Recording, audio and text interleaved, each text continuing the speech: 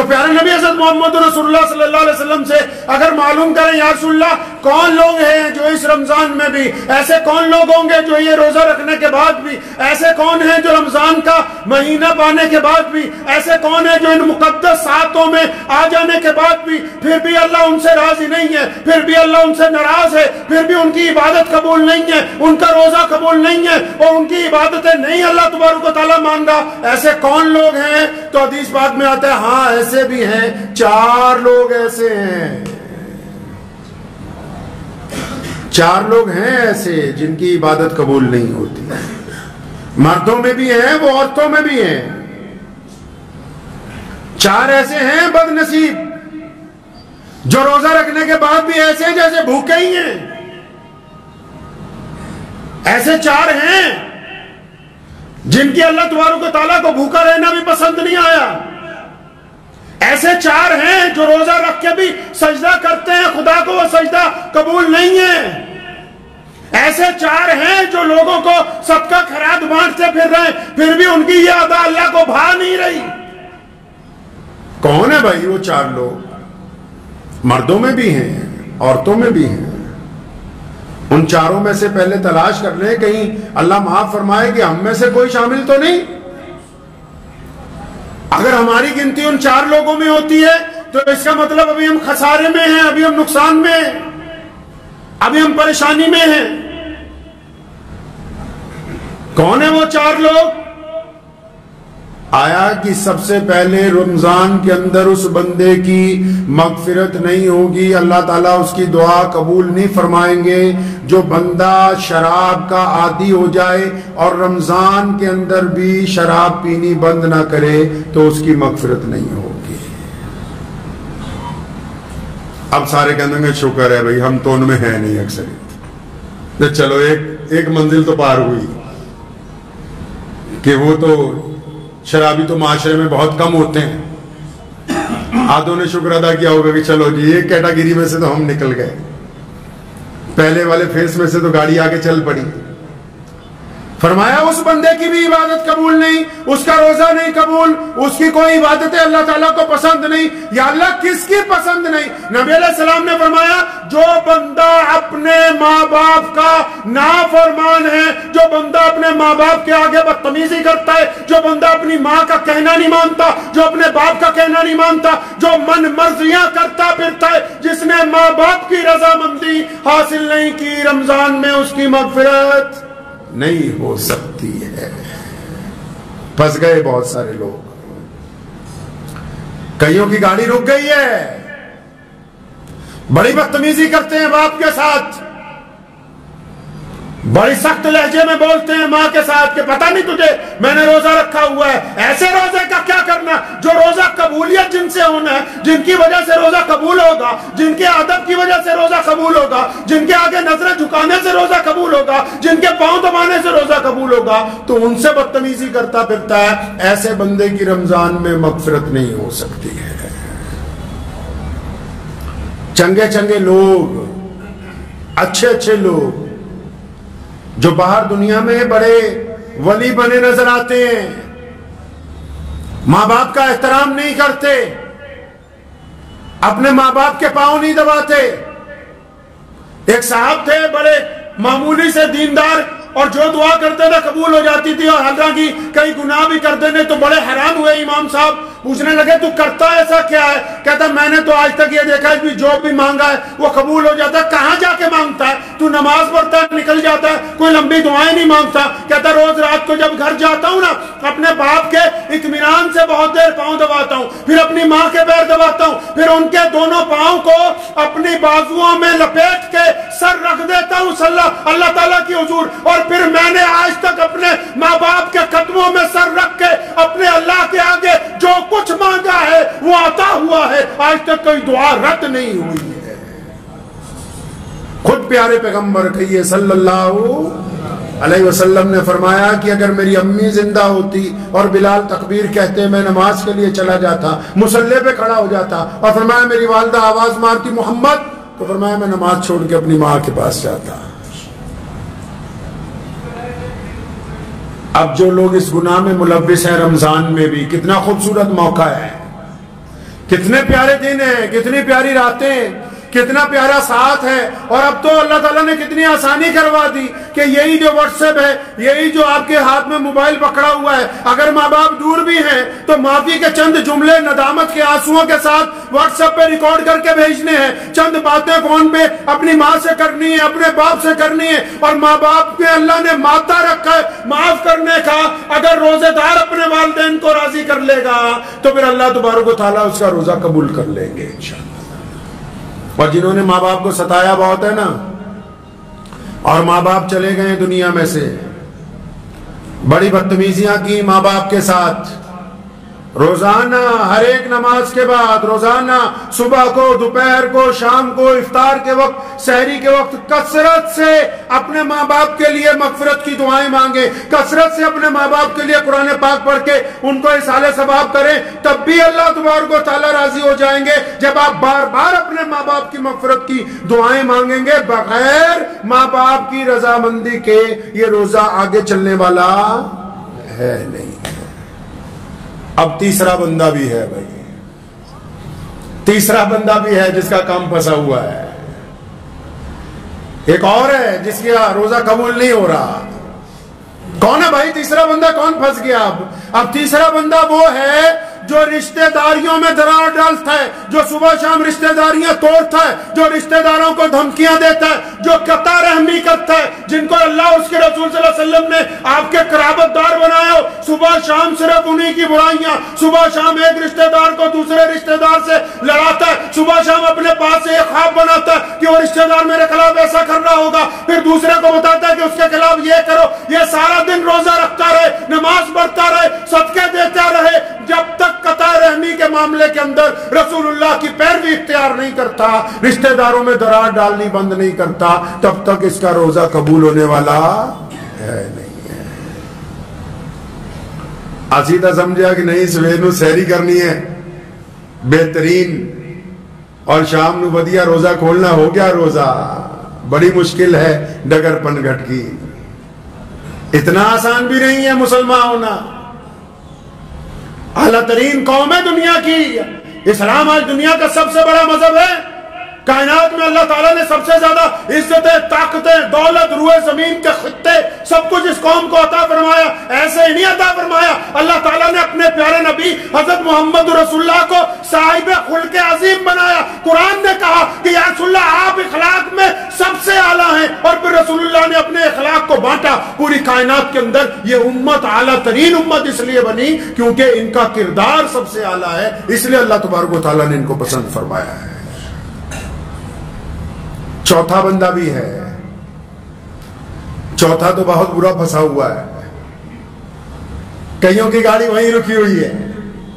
چوتھا بھی ہے جس کا روزہ خراب ہو رہا ہے، جس کے روزے کے اندر خرابی ہے، جس کی مغفرت کا فیصلہ نہیں ہونے والا، جس کے سجدے قبول نہیں ہو رہے. چوتھا کون ہے یا اللہ؟ اللہ کے نبی صلی اللہ علیہ وسلم بتاتے ہیں چوتھا کون ہے یا رسول اللہ؟ کون ہے ایسا بندہ؟ ایک تو ماں باپ کا نافرمان ہے، ایک رشتہ داریاں توڑنے والا بھی ہے، قطع رحمی کرنے والا بھی ہے، شراب پینے والا بھی ہے.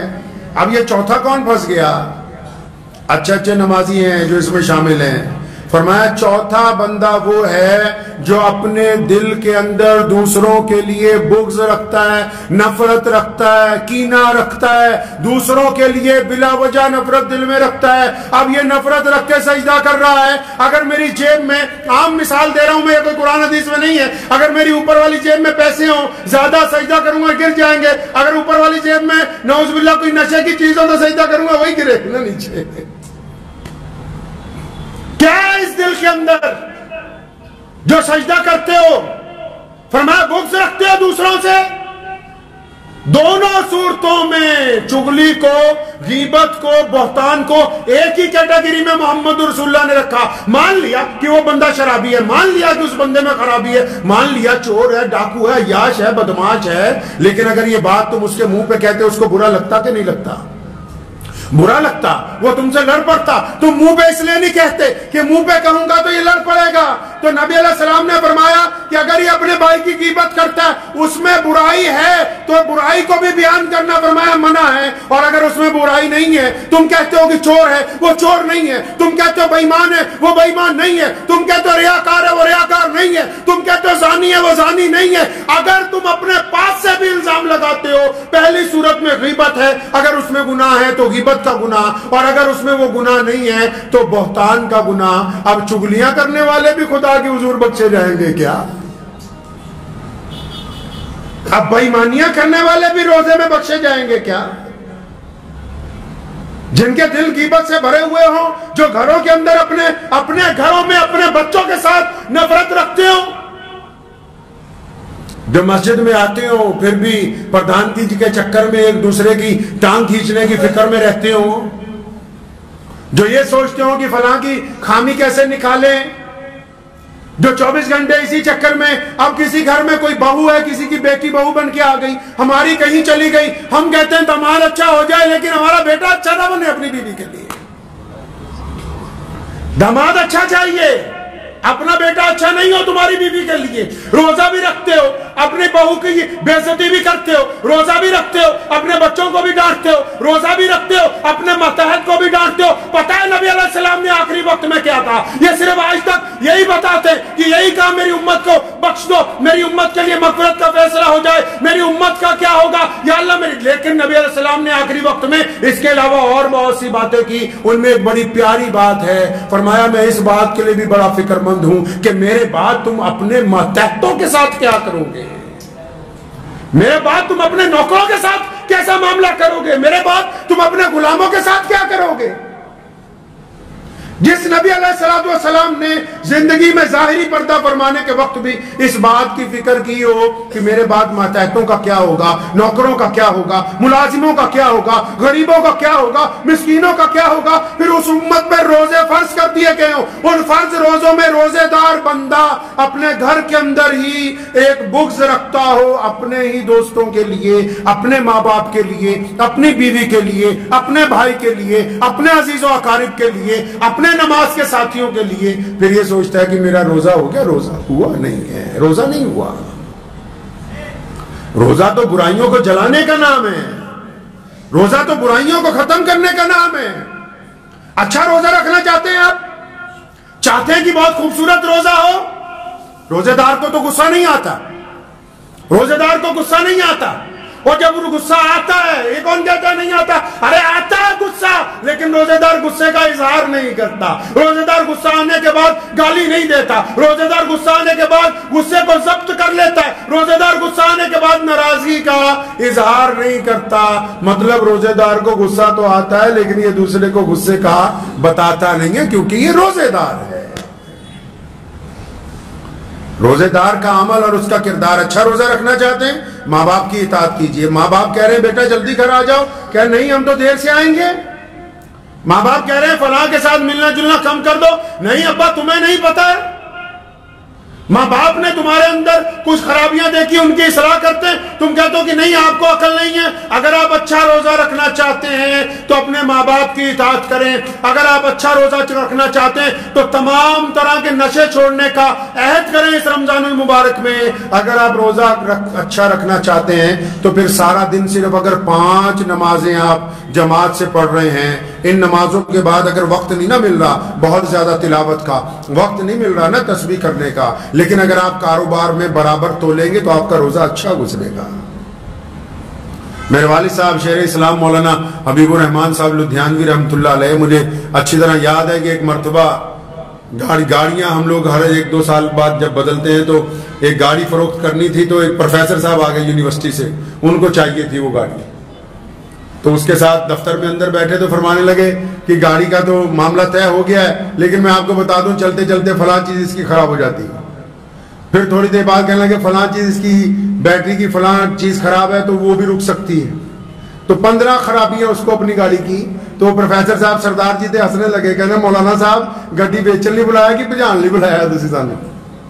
فرمایا نہیں، اس لیے بتا رہے ہیں تاکہ کل کو جب آپ یہ سامان لے جائیں، جب آپ یہ سامان لے جائیں گے اپنے گھر اور اس کی خرابیاں آشکار ہوں گی، یہ تو نہیں ہے کہ اس کی خرابیاں آپ کو پتہ نہیں لگیں گی. پھر آپ کہیں گے کہ ایک مسلمان نے جھوٹ بول دیا, ایک امام نے جھوٹ بول دیا. پیارا نبی حضرت محمد رسول اللہ صلی اللہ علیہ وسلم نے ہمیں یہ طریقہ عطا فرمایا ہے کہ ہم مجبوریوں کا کاروبار نہیں کرتے, ہم جھوٹ کا کاروبار نہیں کرتے, ہم بے ایمانی کا کاروبار نہیں کرتے, ہم ٹھگی کا کاروبار نہیں کرتے. ہم کم کھا لیں گے لیکن عزت کی روٹی کھائیں گے. بے ایمانی کا کاروبار نہیں کیا جا سکتا. رمضان کا روزہ اپنے روزے دار کو اسی بات کا پابند کرتا ہے. بار بار چیز میں کوئی خرابی ہے بتا دو, کیا ہو گیا, 2 روپے کم ملیں گے. لیکن ان 2 روپے میں اتنی طاقت ہے کہ اللہ تعالیٰ اس کو 200 کروڑ میں تبدیل کر سکتے ہیں. اس حلال کی روزی میں اتنی برکت ہے کہ اللہ تبارک و تعالیٰ اس کی بدولت دنیا کے خزانے آپ کے آگے کھول دیں گے اور آخرت کے بھی. روزے دار بے ایمان نہیں ہوتا, روزے دار کی آنکھیں زنا نہیں کرتی, روزے دار کے خیالات گناہ نہیں کرتے, روزے دار کا لب و لہجہ غصے کا نہیں ہوتا.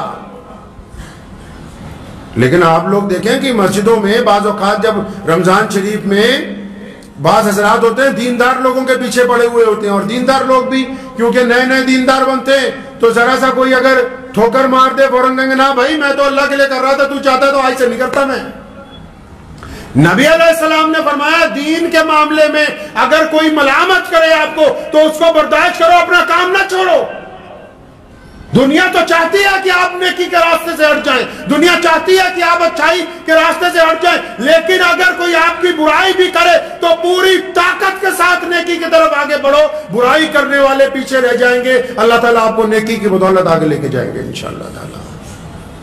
اور لیکن جو لوگ روزہ رکھنے کے بعد غیبت کرتے ہیں, روزہ رکھنے کے بعد چغلی کرتے ہیں, روزہ رکھنے کے بعد کسی کی بیٹی کی طرف غلط نگاہ سے دیکھتے ہیں, روزہ رکھنے کے بعد ٹھگی کا پلان بناتے ہیں, روزہ رکھنے کے بعد بے ایمانی کرتے ہیں, روزہ رکھنے کے بعد گھروں میں اپنی بہنوں کو, بیٹیوں کو, بہوؤں کو تانے مارتے ہیں, روزہ رکھنے کے بعد گھر کی اگر عورتوں کو بھی کہتا ہوں, بیٹیوں کو بھی, بہنوں کو بھی, اور جنیاں مرضی تسبیحاں کرتے رہو, جب تک لوگوں کا دل دکھانا بند نہیں کرو گے کوئی تسبیح قبول نہیں ہوگی,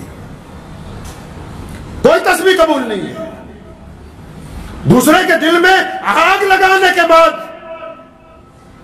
وَيْلٌ لِكُلِّ هُمَزَةٍ لُمَزَةٍ, فرمایا ویل اور تباہی ہے اس بندے کے لیے, اس عورت کے لیے, اس مرد کے لیے, اس بوڑھے کے لیے, اس بوڑھیا کے لیے, ان کے لیے تباہی ہے. کس کے لیے تباہی ہے یا اللہ؟ فرمایا کہ دوسروں کے عیب ڈھونڈتے پھرتے ہیں, پھر ان عیبوں کو آگے سپلائی کرتے. نار اللہ الموقدہ, اللہ فرماتے ہیں کہ خود ایک آگ جلائیں گے, اس میں ان کا رگڑا لگائیں گے ہم. روزہ رکھتے ہیں تو لوگوں کے دلوں کو تکلیف نہ پہنچائیں. اور نبی علیہ الصلوۃ والسلام کا روزہ کیسا ہوتا تھا اس بات کو اب تلاش کر لیں.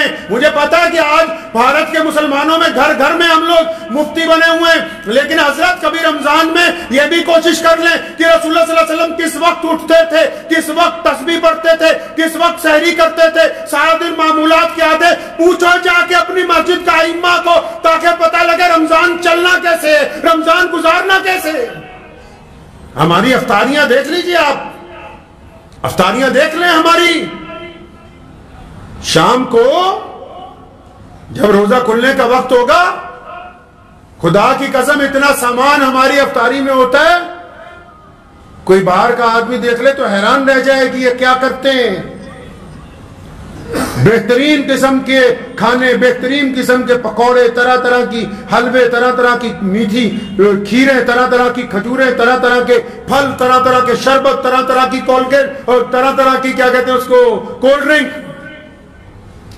ہمارے پیارے نبی صلی اللہ علیہ وسلم نے روزہ کیسے کھولا؟ جتنی تیزی سے نگاہ لگائی ہے نا دسترخوان پہ, جس بوٹی پر تمہاری نگاہ ہے اس وقت مومن بنو گے جب اس کو اٹھا کے اپنے بھائی کو دو گے, کیونکہ رسول اللہ نے فرمایا جو اپنے لیے بہتر سمجھتے ہو وہ اپنے بھائی کے لیے سمجھو, تب تمہارا ایمان کامل ہونے والا ہے. تو پیارے نبی علیہ الصلوۃ والسلام کے پاس افطاری کے وقت کیا ہے بھائی؟ سونے کول کی ہے افطاری دے ٹائم. نبی علیہ الصلوۃ والسلام نے افطاری کیسے کی ہے؟ بعض اوقات بہت زیادہ کھانے جب دسترخوان پہ دیکھتے ہیں تو کبھی اپنے پیارے نبی علیہ الصلوۃ والسلام کو بھی یاد کیا کریں. سیدنا فاطمہ الزہرا رضی اللہ تعالی عنہ، حضرت علی رضی اللہ تعالیٰ عنہ کی زوجہ مولا علی رضی اللہ تعالیٰ عنہ کو کئی دن بعد مزدوری ملی، 4 یا 5 دن کا فاقہ لگاتار 3 4 5 دن گزر گئے، چوتھے دن مزدوری ملی ہے، اور مزدوری کے بعد جو آٹا آیا اس کی روٹیاں بنی، حضرت مولا علی رضی اللہ تعالیٰ عنہ کو دی گئی، حسن و حسین کو دی گئی، سیدنا فاطمہ الزہرا نے اپنے حصے کی آدھی روٹی ایک کپڑے کے اندر لپیٹی، اس پر ایک ٹکڑا رکھا سالن کا، اور حضرت علی رضی اللہ تعالیٰ عنہ کو لپیٹ کے دی۔ پوچھا فاطمہ یہ کیا کرنی ہے؟ فرمایا علی جاؤ نا میرے ابا محمد رسول اللہ کو دے کے آؤ، میرے نبی علیہ الصلوۃ والسلام کا آج 5 دن سے فاقہ ہے، نبی علیہ السلام نے 5 دن سے کھانا نہیں کھایا۔ اتنی لمبی افطاریاں اگر یہ غریبوں تک پہنچا دی جائیں تو رسول اللہ صلی اللہ علیہ وسلم اس امتی پر فخر کریں گے قیامت کے روز۔ آؤ رسول اللہ کی افطاری دیکھتے ہیں۔ افطار کا وقت ہوتا ہے، محمد رسول اللہ مسجد نبوی میں ہے یا محمد رسول اللہ اپنے گھر کے حجرہ مبارک میں ہے، ایک بندہ چھت پہ کھڑا ہے سورج کو دیکھنے کے لیے کہ جیسے ہی یہ غروب ہو جائے بتا دیا جائے رسول اللہ کے ہاتھ میں ایک کھجور ہے، نبی علیہ الصلوۃ والسلام کے ہاتھ میں ایک کھجور ہے، یا کبھی ایک ہے یا ایک سے زیادہ کچھ ہیں۔ آپ صلی اللہ علیہ وسلم کھجور کھاتے، پانی پیتے، روزہ کھل جاتا ہے، نماز کی تیاری ہو جاتی ہے، تے اسی تا ماشاءاللہ افطاری جو کھائی نہ لینے عشاء ویلے اٹھے ہی نہیں جاتا، اٹھے ہی نہیں جاتا عشاء۔ کبھی دودھ سے روزہ کھولا، نبی علیہ السلام کو پسند نہیں تھا کہ دسترخوان کے اوپر آگ سے بنی ہوئی چیزیں آئیں۔ افطاری کے دسترخوان پر نبی علیہ السلام نے آگ سے بنی ہوئی کوئی چیز کبھی تناول نہیں فرمائی، اور نبی علیہ السلام نے کبھی باسی کھانا نہیں کھایا، صرف ایک مرتبہ باسی روٹی کھائی فتح مکہ کی رات کو ام ہانی رضی اللہ تعالیٰ عنہ کے گھر، ورنہ فاقے سے رہتے تھے یا پھر تازہ کھانا کھاتے تھے، نبی علیہ السلام نے باسی کھانا نہیں کھایا۔ تو اس بات کو طے کر لیں کہ یہ رمضان خوبصورتی سے گزارنا ہے، گزاریں گے انشاءاللہ۔ خوبصورتی کہاں ہوتی ہے پتہ ہے؟ کئی کریمہ ملنڈے منہ تے ایدا نہیں خوبصورت ہونا۔ چہرہ خوبصورت کرنا چاہتے ہیں؟ ایک صاحب میرے اپنے دادا مرحوم حضرت مولانا مفتی محمد احمد لدھیانوی رحمۃ اللہ علیہ کا واقعہ یاد آ گیا۔ تشریف فرماتے تو ایک صاحب آئے، فرمانے لگے حضرت وہ مجھے اپنی بیوی کا چہرہ اتنا خوبصورت نہیں لگتا، تھوڑی کالی ہے، تو کچھ علاج بتائیں اس کا۔ میں سوچا حضرت بتا دیں گے کہ فلاں چندن رگڑ کے لگانا، یہ کرنا وہ کرنا۔ تو دادا مرحوم رحمۃ اللہ علیہ نے کہا کہ بیٹا تم اور تمہاری بیوی دونوں نماز پڑھتے ہو نہیں؟ نماز کی پابندی کریں اور اپنی زبان کو شکوے سے روک لو بس۔ آپ یقین مانے کہ وہ بندہ 15-20 دن بعد آیا، کہنے لگا نماز کی برکت سے اب میری اہلیہ کے چہرے پر کشش ہے، اب اس کے چہرے پر نور ہے۔ بندہ جتنی مرضی سرخی پاؤڈر لگا لے، جب تک دل گندا رہے گا، جب تک عبادت میں یہ دل جھکے گا نہیں، جب تک کوڑا کرکٹ اس میں سے نکلے گا نہیں، جب تک من پاک نہیں ہوگا، چہرے پر تسلی آ نہیں سکتی ہے۔ رنگ میں کچھ نہیں رکھا، اللہ تبارک و تعالیٰ نے دلوں کے نور چہروں کے اوپر عطا فرمائے، اس دل کو پاک کر لیجئے، چہرہ منور ہو جائے گا انشاءاللہ تعالی۔ تو یہ روزہ گزاریں گے انشاءاللہ اچھی طرح گزارنا ہے۔ دھیان رکھنا ہے ان لوگوں کا جو آس پاس غریب ہیں۔ ہم محمد رسول اللہ کی امت میں سے ہیں، ہم بانٹنے والے ہیں، مانگنے والے نہیں ہیں۔ رسول اللہ صلی اللہ علیہ وسلم نے بانٹنے کا حکم دیا، رمضان میں تو تیزی سے بانٹنے کا حکم دیا، اور صرف پیسے ہی نہیں بانٹنے، ہم نے خوشیاں بھی بانٹنی ہیں، ہم نے آنسو بھی پہنچنے ہیں، ہم نے غریبوں کا ساتھ بھی دینا ہے، ہم نے رسوا لوگوں کو عزت عطا کرنی ہے، اور ہم نے ناراضوں کے ساتھ مصافحہ کر کے ان کو گلے سے لگانا ہے۔ صرف پیسے ہی نہیں بلکہ چاروں طرف خوشیاں بھی بانٹنی، یہی رمضان المبارک ہمیں سکھانے کے لیے آیا ہے۔ تو دعا کیجئے انشاءاللہ تعالی۔ رمضان المبارک کے کچھ بہترین واقعات ذہن میں تھے نبی علیہ السلام کی سحری کے افطاری کے، تو انشاءاللہ تبارک و تعالی اللہ نے چاہا تو آئندہ جمعے وہ آپ سے بات ہوگی، اور میں امید کرتا ہوں کہ ہم سب مسلمان بھائی بہن اس رمضان میں پابندی کے ساتھ جب روزہ رکھیں گے، روزہ رکھنے کے بعد کسی کے دل کو تکلیف نہیں پہنچائیں گے، انشاءاللہ حلال روزی سے روزہ کھولیں گے، خود بھی کھائیں گے، دوسروں کو بھی کھلائیں گے، اور نماز تراویح کو اطمینان کے ساتھ ادا کریں گے، اور ہمارا رب جب ہم سے راضی ہو جائے گا تو امید ہے کہ جس طرح ہم دنیا میں ملتے ہیں انشاءاللہ تعالی جنت کے اندر بھی آپس میں ملاقات ہوتی رہے گی۔ وآخر دعوانا ان الحمدللہ رب العالمین۔ مجھے امید ہے کہ آپ کو یہ ویڈیو پسند آئی ہوگی۔ اگر پسند آئی ہو تو یہ آپ اپنے دوستوں کے ساتھ شیئر کریں، اور اس چینل کو سبسکرائب ضرور کریں۔